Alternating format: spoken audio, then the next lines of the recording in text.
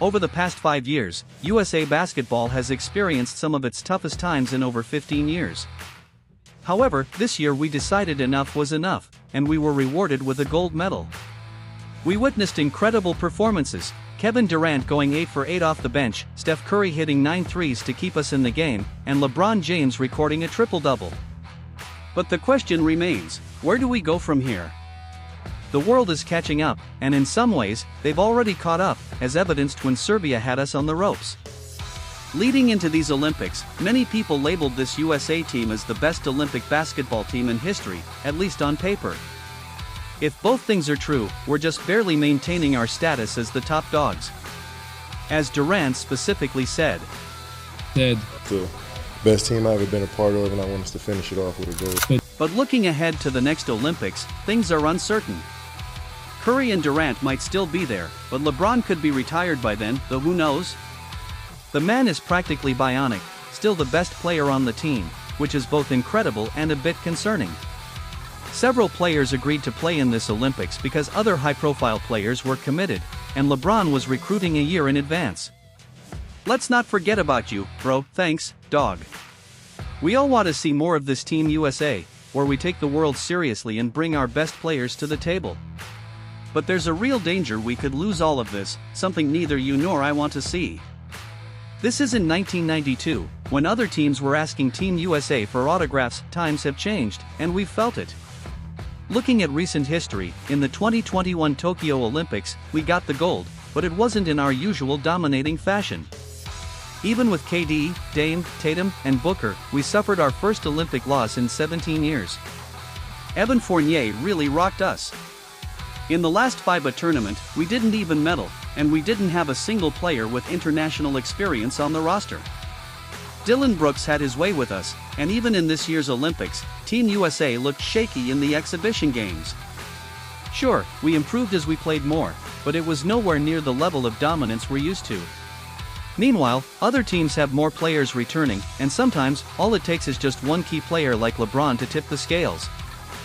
And you might think, great, we only had 2 players return from the team that lost, but that creates a problem. Each player can't be fully utilized because they don't know how to play with each other. Like when Joel Embiid collided with Steph Curry in a crucial moment and lost the ball, did he understand where Curry was going? Absolutely not. The next Olympics are in Los Angeles, which should be an easy sell to every player, right? You'd think so, but to understand this cycle, we need to look at the All-Star Game, which I'll get to. I've said it before, and I'll say it again, Team USA Basketball used to dominate when the rest of the world was not as strong. Sure, Argentina had their golden age with Manu Ginóbili and Luis Scola, and Spain had some of the best EuroLeague players like Pau Gasol, I'm talking 2008, but the overall talent, even in the EuroLeague, has significantly improved. International players like Dirk Nowitzki, Ginóbili, and Gasol inspired a new generation, leading to stars like Giannis Antetokounmpo and Nikola Jokic. Look, if you love basketball and appreciate players who work hard and give it their all, subscribe for more because that's what we're about here. But the level of individual talent abroad has risen significantly. We've seen this cycle before. In 1988, we got a bronze medal in basketball, the lowest finish in our history at that time. In response, we said, no way, and sent NBA players to dominate as the dream team. We crushed the competition with NBA talent, but then we got complacent again. 10 years later, after a disappointing 6th-place finish in 2002, we won the America's Cup in 2003. However, in 2004, only 3 athletes returned, leading to LeBron, Wade, and Melo being called up before they were ready, and they weren't the best players in our league yet. As a result, we suffered a 19-point loss to Puerto Rico in the opening game and later lost to Argentina, ending up with a bronze medal. Team USA had to hit the reset button, and the program went through a major overhaul. But man, these players love to rest on their laurels when they shouldn't. In 2005, Jerry Colangelo was brought in as the director, with Coach K appointed as the national coach to oversee all of Team USA's basketball games, not just the Olympics. For the 2006 FIBA tournament, the program tried to select players who would also be available for the 2008 Olympics, with the goal of building a core that could grow together over multiple competitions rather than just 1 month before the Olympics. This approach completely transformed the program. they told the Stars they were committing to 3 summers of play. In 2006, all the Olympic trial players stayed together in Vegas for a month, and by 2007, the roster was finalized with Kobe on board. They went through another intense training camp and capped it off with one of the greatest games the public has ever seen, featuring LeBron and Kobe going head-to-head, a freshly drafted KD making his mark, and Kobe hitting a game winner. Because of this foundation, in 2012, we had Kobe, LeBron, Carmelo, Chris Paul, and Deron Williams, 5 of our best returning, which inspired players like Kevin Durant, Russell Westbrook, and Kevin Love to join in and play. By 2016, we started to see a decline. We still had Carmelo and Kevin Durant, and while not all the stars from the past returned, we still had some of the best: Kyrie Irving, Klay Thompson, DeMarcus Cousins, Jimmy Butler, and Paul George, who made a comeback after suffering a tragic injury. But by 2019, the FIBA roster featured Jason Tatum, Kemba Walker, and Donovan Mitchell as our top players, which made many wonder what happened. James Harden, Anthony Davis, and Damian Lillard all withdrew, even though they were supposed to be on the roster. CJ McCollum also withdrew, specifically stating that he didn't want to potentially be the face of a losing roster. We finished 7th, with only KD remaining, which makes sense given his longevity. But it also highlighted the issue of relying on mixing random pieces together. By 2013, we had lost our way again, similar to 1988 and 2004. 2024 could be the modern version of 1992, not in terms of talent, which is debatable, but in terms of significance. What comes next? A period of decline? I really hope history doesn't repeat itself, that we don't get complacent again, but that's not always how it works out.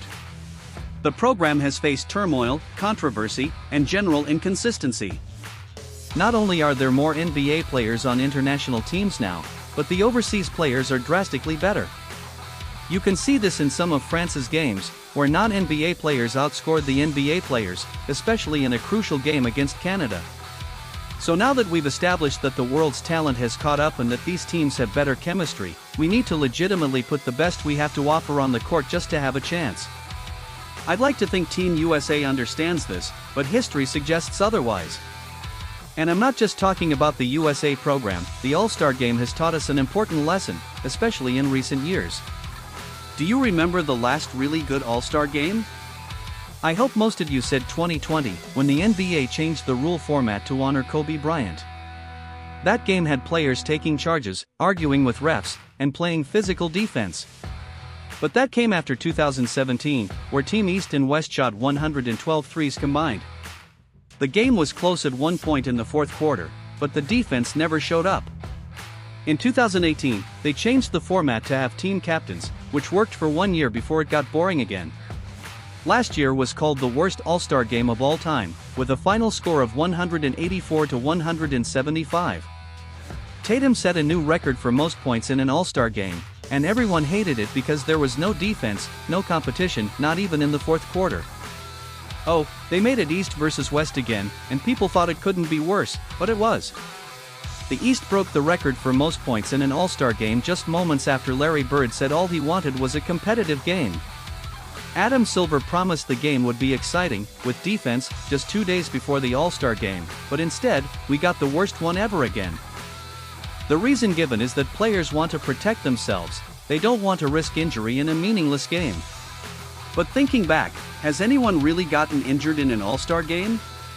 Sure, Wade broke Kobe's nose, but Kobe didn't miss a single game, and that was 12 years ago. So that reasoning feels like BS. They don't want to play hard for 48 minutes in the world's greatest pickup game? Alright.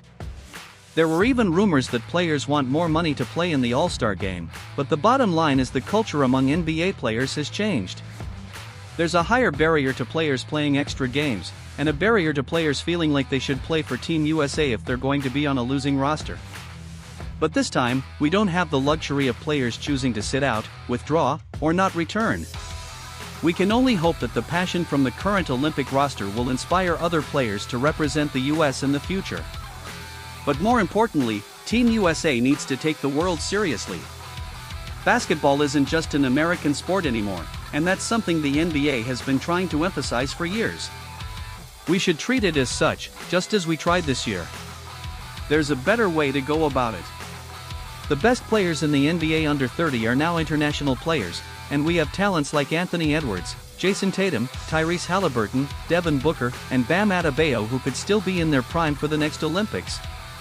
They need to build on what they learned this year to push the team forward. We need them to play together in FIBA, to introduce glue pieces, to build chemistry instead of antagonizing Tatum. We're going to need him. We need to motivate these players to continue, or we're going to get wrecked. But I'm excited to see where the world will be in 4 years. Shout out to Big Wiggy for the notification, appreciate you. If you want to hear about a game where an 18-year-old Kevin Durant went off against a prime LeBron and Team USA, there's a video right here. We've got a lot of real hoops and real story content on our YouTube channel.